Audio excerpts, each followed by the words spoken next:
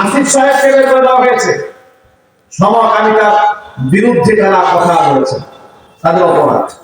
কোরআন কারীমের ভাষায় ওমা নাকামু মিনহুম ইল্লা আইয়ুমিনু বিল্লাহিল আজিজিল হামিদ, তারা আমার বান্দাদের কাছ থেকে প্রতিশোধ গ্রহণ করেছেন। তাদের অপরাধ একটাই, তারা প্রশংসিত আল্লাহ পাকের উপর ঈমান এনেছে।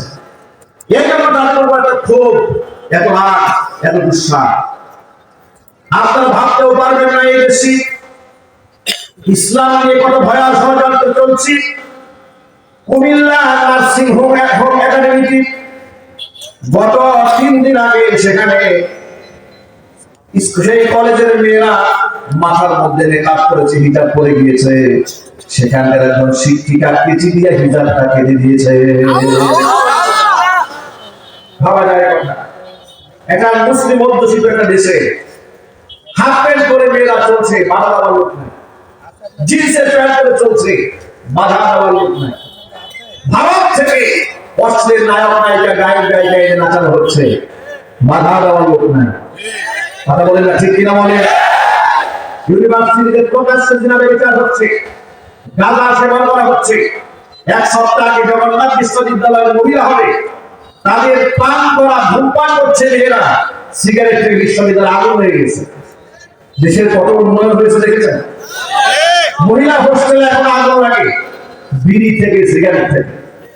সেখানে বাধা নাই, এখানে কোনো সমালোচনা নাই। নার্সিং হোমের মেয়েরা কেন হিজাব করেছে, কেচি দিয়া হিজাবটা কেটে দিয়েছে।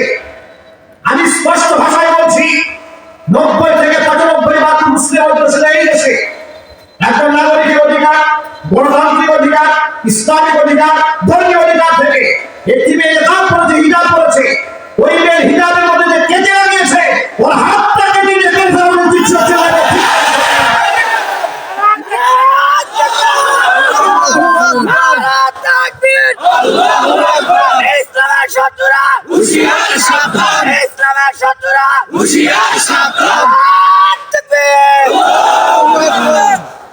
আমার প্রিয় ভাইরা, এই সমস্ত অনিসলামিক কর্মকাণ্ডের বিরুদ্ধে যে সমস্ত আলেমরা চুপ করে থাকে, তাদেরকে বাতিলরা নাম দিয়েছে আধ্যাত্মিক হুজুর।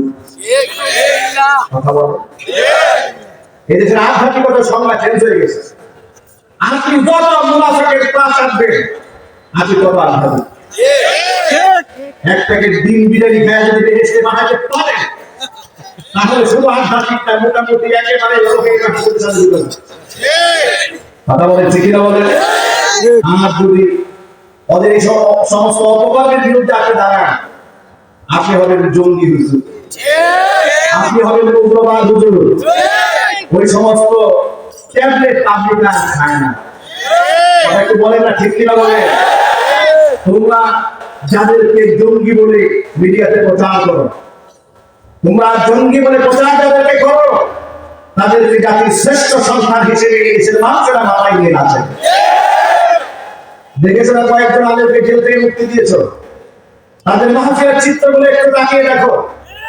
তোমরা চেয়েছিলে ওদেরকে লাঞ্ছিত করতে, তোমরা লাঞ্ছিত করতে পারো নাই, তাদেরকে কাছ থেকে দূরে সরাতে পারো নাই। তোমরা চেষ্টা করেছিলে জুতা মারা পড়াতে, আল্লাহ তোমাদেরকে জুতা পিটা করে ওদের খরিদার মধ্যে সোনার প্যানেল পরিয়ে দিয়েছে।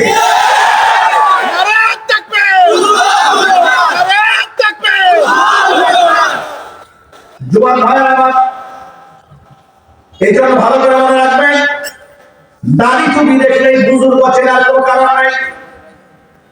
আল্লাহ নবী 1000 বছর আগে রাহমাতুল লিল আলামিন বলে দিয়েছেন, এই সৃষ্টির মধ্যে সর্বোৎকৃষ্ট মানুষ হচ্ছে উলামায়ে কেরাম।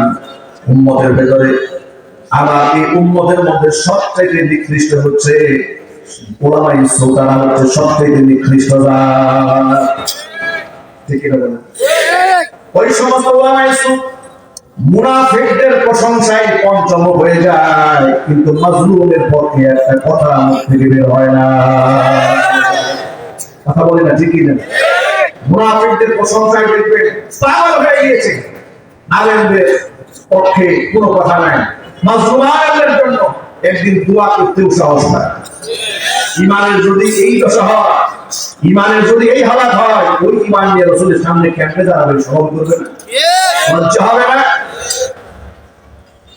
খলিফা হারুনুর রশিদ রাহমাতুল্লাহি আলাইহি নাযারাল্লাহু মারকাদাহু ওয়া জাআলাল জান্নাতা মাসওয়াহু। সকলে বলেন আমিন। খলিফা হারুনুর রশিদের কাছে একজন পাখি বিক্রেতা একটা প্রতিবন্ধী পাখি নিয়ে হাজির হয়েছে। বলছেন, খলিফা দারুণ একটা পাখি নিয়ে হাজির হয়েছে আপনার সামনে। খলিফা বললেন, অন্য সময় তো অনেকগুলা পাখি নিয়ে আসো, আজকে একটা পাখি আনলে কেন? বলে, যাবো না। একটা পাখি আনলে কি হবে? এটা বড় দামি পাখি, বিরাট বড় এই পাখি। দাম কত? বাজার দর যা আছে তার থেকে ডাবল দাম চেয়েছে। খলিফা হারুনুর রশিদ বলছে, একদিক থেকে পাখির পা ভাঙা, আরেক দিক থেকে দাম চাইলে ডাবল। রহস্য তো বুঝলাম না। বলে, যাবো না। এই পাখির পা ভাঙলে হলে কি হবে? এটি বিরাট দুই পাখি। এই পাখি যদি আপনি একটা বার কেনেন, আপনার বহু ফায়দা হবে। মনে রাখবেন, কৃষক, শ্রমিক, দিনমজুর যারা খেত খামারে কাজ করে, ফসলে যদি ভালো কিছু ফলে চেষ্টা করে তার দামি জিনিসটা এমপি, মন্ত্রী, ক্ষমতাধর ব্যক্তিদের বাড়িতে পৌঁছাবে। ইলিশ মাছ, আমি বরিশাল অঞ্চলে প্রোগ্রাম করতে গিয়েছিলাম বেশ কয়েক বছর আগে। খুব সুন্দর সুন্দর ইলিশ মাছ গুলো করে আমাদের সামনে দিয়েছে। পিসগুলো এত বড় ছিল। আমি বললাম, এত বড় ইলিশ তো আমরা কখনো দেখিনি। তিনি বললেন, হুজুর, আমার মাছের ব্যবসা করি, আপনার যদি কখনো ইলিশের প্রয়োজন হয় আমাকে নক দেবেন, আমি আপনার বাড়িতে ইলিশ পৌঁছে দেব। তিনি আমাকে বললেন, কখনো 2-2.5 কেজি ওজনের ইলিশ দেখেছেন হুজুর? আমি বললাম, না, কখনো দেখি। 2.5 কেজি ওজনের ইলিশ আমি জীবনে দেখি। তিনি বললেন, এটা মাঝে মাঝে জালে ধরা পড়ে, কিন্তু এগুলো বাজারে সাধারণত বিক্রি হয় না, দাম অনেক বেশি হয়। এগুলো বিভিন্ন সময় এমপি, মন্ত্রীদের বাড়িতে চলে যায়। আমরা বড় বড় নেতা কর্মীদের বাড়িতে পৌঁছায় দেই। তো দামি কোনো মূল্যবান কোনো জিনিস থাকলে, যেহেতু এটা কেনার জন্য স্বাভাবিক মানুষ সাহস পায়, এই লোকটা খলিফাকে বাছাই করেছে হারুনুর রশিদ রাহমাতুল্লাহি আলাইহি। তার কাছে আমি বিক্রি করবো চড়া মূল্যে, এত বেশি দাম দিয়ে অন্য কেউ কিনবে। হারুনুর রশিদ বললেন, তাহলে এবার বলো, এই প্রতিবন্ধী পাখির মধ্যে এমন কি আছে যে তোমার এই পাখিটাকে আমার ডাবল টাকা দিয়ে খরিদ করতে হবে? কি ফজিলত বলো?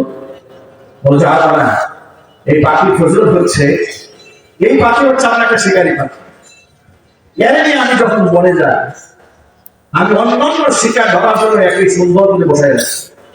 এটা মিষ্টি কণ্ঠে এমন ভাবে তার স্বজাতির লোকদেরকে ডাকতে থাকে, অন্য সবগুলো পাখি এসে আমার খাতায় ধরা হয়।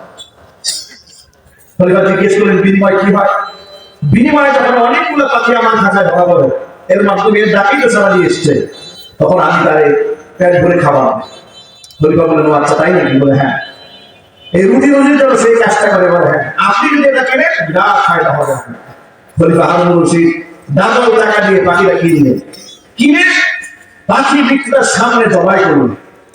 পাখি বিক্রেতা অবাক বিস্ময় তাকে বলছেন, খলিফা, আপনি আমার এই স্বাদের পাখিটাই এত চড়া মূল্যে কিনে আপনি জবাই করলেন কেন? আপনি তো এর দ্বারা উপকৃত হতে পারতেন। খলিফা হারুনুর রশিদ জবাব দিয়ে বলে, শোনো, সামান্য রুটি রুজির জন্য যে ব্যক্তি স্বজাতির সাথে এই গাদ্দারি করে, এর শাস্তি এটাই হওয়া উচিত।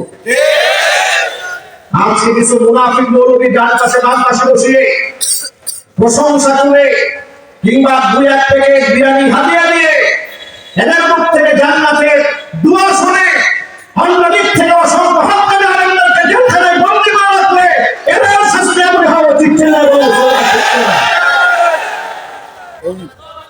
আজকে এই মাহফিল থেকে আমাদের স্পষ্ট বার্তা, বাংলার জমির চোর, ডাকাত, ইতর, বদমাশ জামিন পেয়ে হত্যাকারী আলেমরা বছরের পর বছর কেন জামিন পায় না?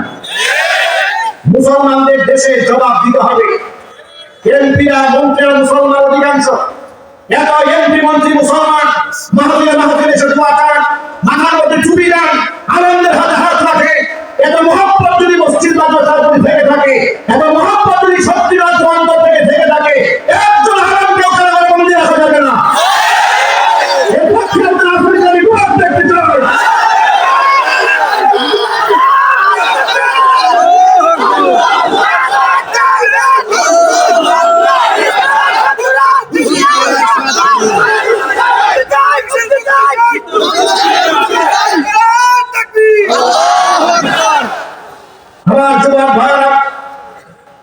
আজকে এই মুহূর্তে যদি আল্লামা মামুনুল হক হাফিজাহুল্লাহ মুখ্য বাতাসে বসবাস করতে পারতেন, ট্রান্সজেন্ডার মতবাদ নিয়ে